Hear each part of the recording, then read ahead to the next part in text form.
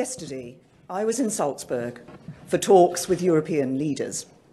I have always said that these negotiations would be tough, and they were always bound to be toughest in the final straight.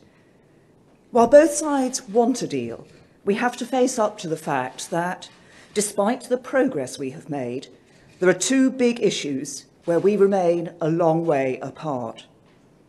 The first is our economic relationship after we have left. Here, the EU is still only offering us two options.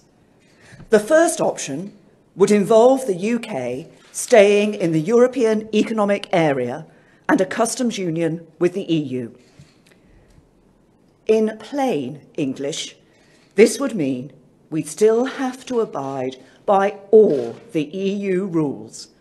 Uncontrolled immigration from the EU would continue, and we couldn't do trade deals we want with other countries. That would make a mockery of the referendum we had 2 years ago.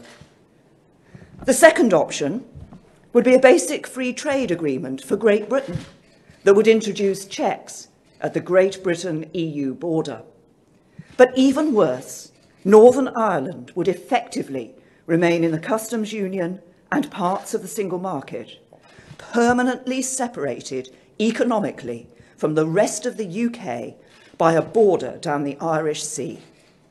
Parliament has already unanimously rejected this idea.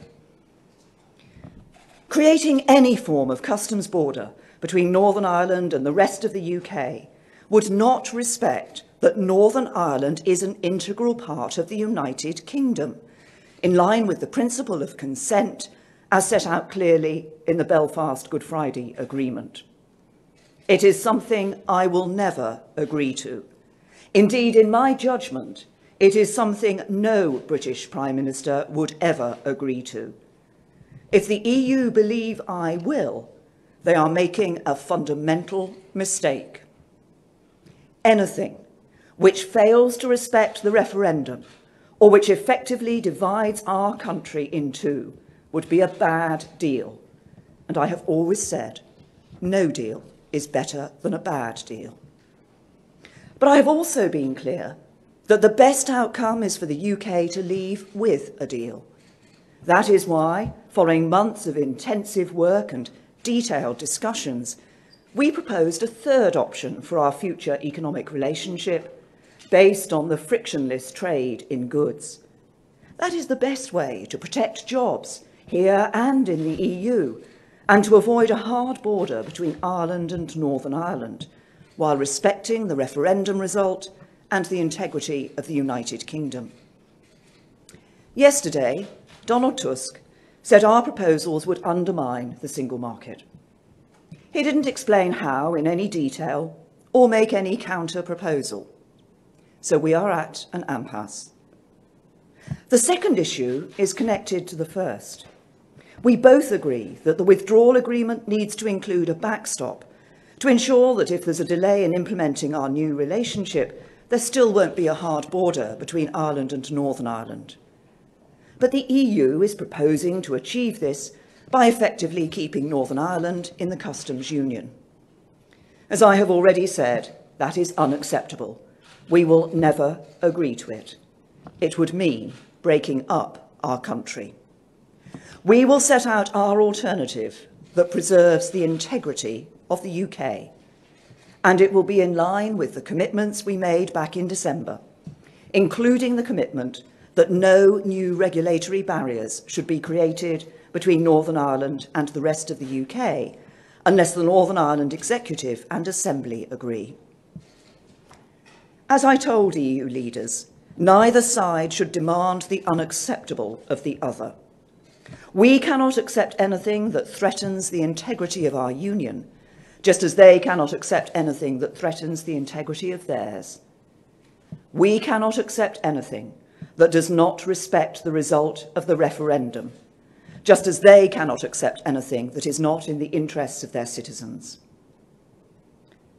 Throughout this process, I have treated the EU with nothing but respect. The UK expects the same. A good relationship at the end of this process depends on it. At this late stage in the negotiations, it is not acceptable to simply reject the other side's proposals without a detailed explanation and counter-proposals. So we now need to hear from the EU what the real issues are and what their alternative is, so that we can discuss them. Until we do, we cannot make progress. In the meantime, we must and will continue the work of preparing ourselves for no deal. In particular, I want to clarify our approach to two issues. First, there are over 3 million EU citizens living in the UK who will be understandably worried about what the outcome of yesterday's summit means for their future. I want to be clear with you that even in the event of no deal, your rights will be protected. You are our friends, our neighbours, our colleagues. We want you to stay. Second, I want to reassure the people of Northern Ireland that in the event of no deal, we will do everything in our power to prevent a return to a hard border. Let me also say this. The referendum was the largest democratic exercise this country has ever undergone. To deny its legitimacy or frustrate its result threatens public trust in our democracy.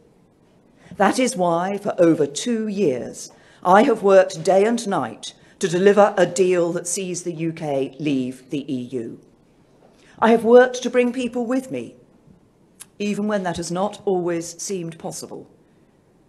No one wants a good deal more than me, but the EU should be clear. I will not overturn the result of the referendum, nor will I break up my country. We need serious engagement on resolving the two big problems in the negotiations, and we stand ready.